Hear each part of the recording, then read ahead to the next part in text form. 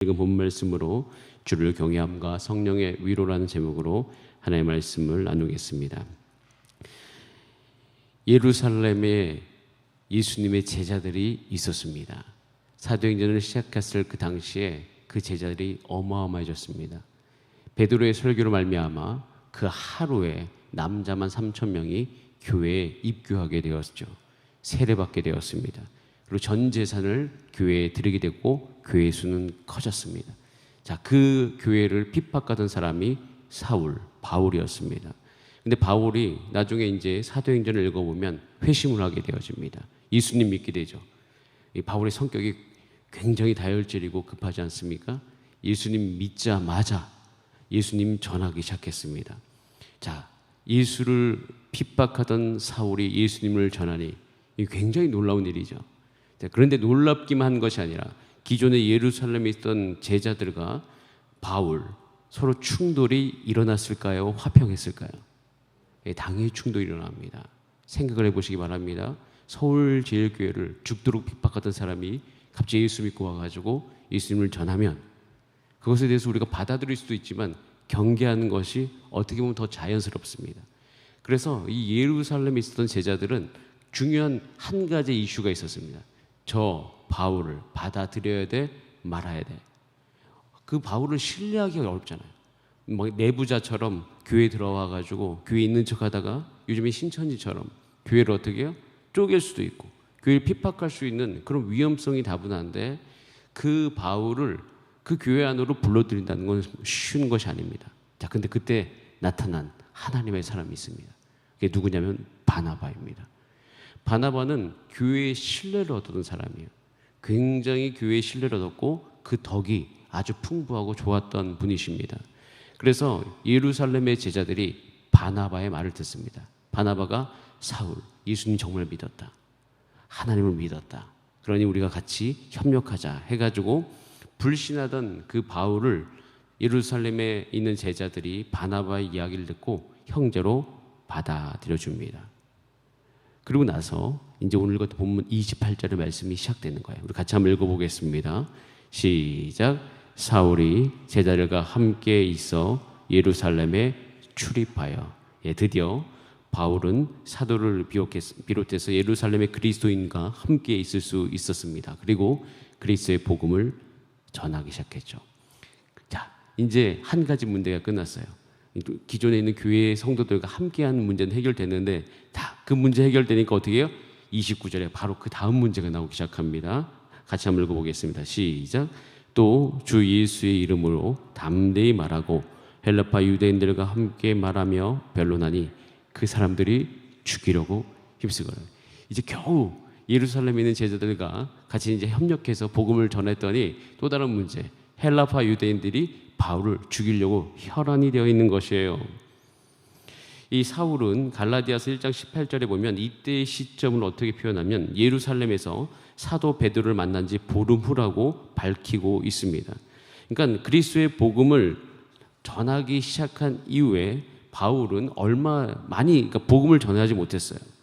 바울은 복음을 얼마 지내지 못하고 죽이려고 힘쓰는 그 세력에 부딪혀가지고 어떠한 일을 당하게 되냐면 바울에게 있어서는 굉장히 어려운 일이죠. 자, 9장 30절에 이렇게 되어 있습니다.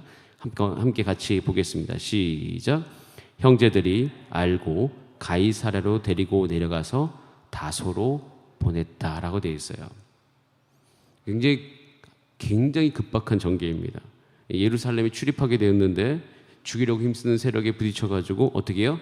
그 바울의 고향인 다소로 내려가게 되어집니다.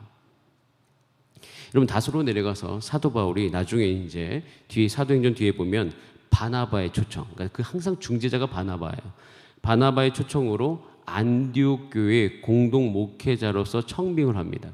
그 전까지 어디에 있냐면 다소에 있습니다.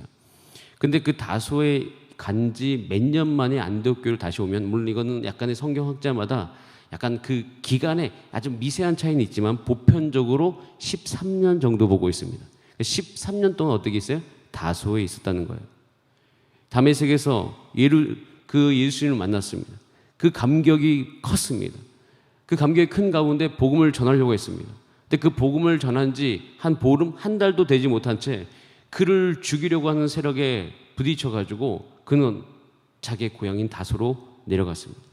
다소로 내려가서 아무 뚜렷한 계획도 없이 그냥 그 자리에 그 다소에 머물렀습니다. 한번 생각해 볼게요. 여러분, 다소에서 사도 바울이 어떠한 대접을 받았을까요?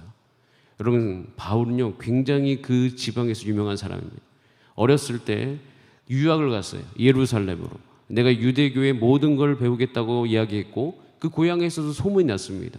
고향에서도 바울은 굉장히 유명한 그 학교에서 공부를 하고 유대교에서 지도자가 되었고 굉장히 훌륭한 사람으로서 역임받고 있었는데 지금 다시 돌아왔을 때는 예수님 믿는다는 의미로 예수교에 입교했고, 그리고 그때 당시에는 그게 주류가 아니었어요.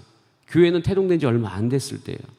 그러니까 그에게 고향에서 그에게 다가오는 시선은 유대교를 배신한 실패자일 뿐이에요. 그런 취급을 받는다는 게 어렵습니다. 13년 동안 있는다는 것이 그렇게 쉬운 게 아니에요.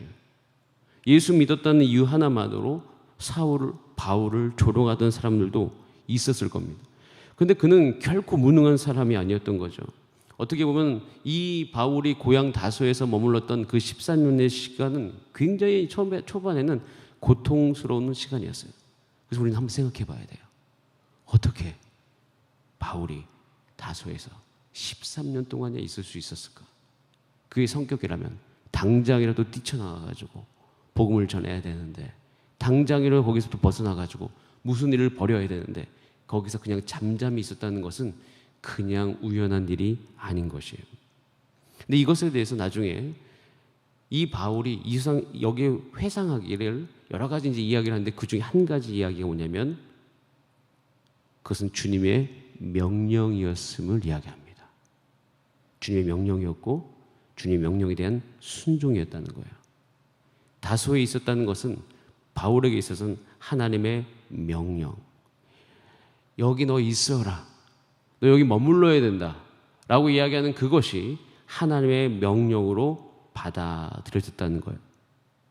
그렇기 때문에 그것은 그 명령을 받아들여서 그곳에 있었기 때문에 그 바울은 자기 스스로를 결코 실패자로 여기지 않았다라는 사실입니다. 여러분, 우리가 여기서 한 가지 주님께서 여러분들을 이끄시는 방법이 있습니다. 여러분, 가끔씩 주님께서는 여러분들을 여러분이 있는 곳에서 바울을 다소로 불러내신 것처럼 다소라는 그 영적인 장소로 불러서 여러분들을 새롭게 하시고 다시 다루실 수 있는 시간이 있다라는 사실이에요. 저는 오늘 이 새벽에 여러분들과 말씀을 나누면서 혹시 여러분의 삶 가운데 이런 다소를 허락하시는 하나님의 섭리가 있다는 것이 발견되어진다면 그것을 받아들이실 수 있는 여러분 되시기를 간절히 바랍니다. 제가 어제 JDT에서 파송 예배를 드리면서 느꼈던 것이 바로 그것이에요. JDT에서 참석하시는 모든 형제 자매님들이 그 JDTS가 그의 인생의 다소 되기를 원한다. 왜냐하면 JDTS에 처음 딱 가면 제일 배우기 힘든 것이 저에게 있어서는 순종이었어요. 제 생각이 강했기 때문입니다. 그리고 제 생각이 강한 만큼 내 생각대로 했을 때 얻었던 결과물도 있었을 거예요.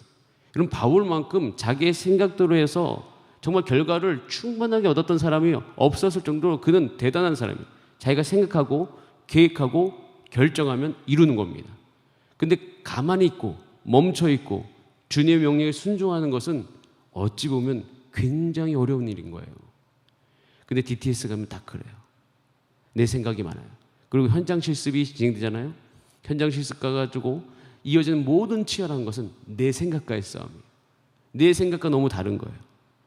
그런데 그 안에서 순복하고 그 안에서 내가 여러 가지 것들을 주님 앞에서 그 명령에 순종한다는 그 개념은 완전히 내 인생을 새롭게 뒤집어 엎는 것과도 같은 것이에요. 여러분, 지금 바울은 다소에 있습니다. 다소에서 주님께 순복하는 법을 배우고 있는 거예요. 왜 그렇게 할까요? 주님께 쓰여지기 위함입니다. 여러분, 우리가 온전히 주님께 쓰여지기 위해서는 여러분의 인생에 바울이 다소에 있었던 것처럼 그것이 영적인 다소, 아니면 건강상의 다소, 인간관계의 다소이든 간에 그것이 하나님 앞에서 허락되어질 때 딱 주님, 내가 주님의 명령에, 주님의 뜻에 순종하겠습니다. 그것을 피하지 마시고 그것을 받아들이신 여러분 되시기를 간절히 바랍니다. 자, 그런데 그렇게 순종함만 가지고 어떤 이 일들이 전개되어야 하는 것, 여기 순종만 하면 힘들잖아요. 저는 여기 이쯤에서 하나님 앞에 기도했어요. 하나님, 순종을 하라고 하시고 하나님의 명령에 내가 따라야 된다면 주님, 내가 그냥 가만히 있을 수 없어요. 이것을 할 수 있는 힘을 내게 허락하여 주시옵소서. 우리 이렇게 기도해야 되지 않겠습니까? 그렇게 기도하고 있는 그쯤에 오늘 본문 말씀에 보면 31절 말씀이 이렇게 기록되어 있어요. 자, 우리 31절 말씀을 같이 한번 읽어보겠습니다. 시작.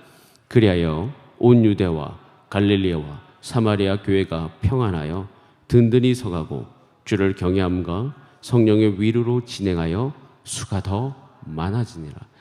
사도행전을 읽다 보면 이 재미있는 전개가 참 많이 있습니다. 재미있다고 표현하는 것은 뭐냐면 앞뒤가 안 맞는 듯한 전개예요.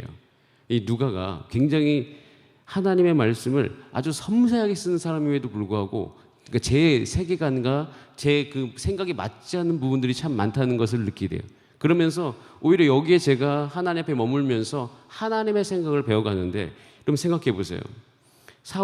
바울은 지금 다소로 내려갔어요. 굉장히 바울에게 있어서 힘든 일입니다. 그러면 뭔가 바울이 잘못되고 어려우면 바울 입장에서는 지금 자기 중심적으로 뭔가 일이 진행되어져 가는 것이 어떻게 해요? 멈춰져야 되잖아요. 바울이 이제 내려갔으면 교회는 더 안 돼야 되잖아요. 그런데 신기한 것은 31절 이렇게 시작해. 그리하여라고 되어 있어요. 바울이 내려갔어. 그럼 그건 이제 끝이야. 그 다음에 어떻게 돼요? 거기 교회가 평안하고 든든히 서갔대요. 바울은 사라졌어요.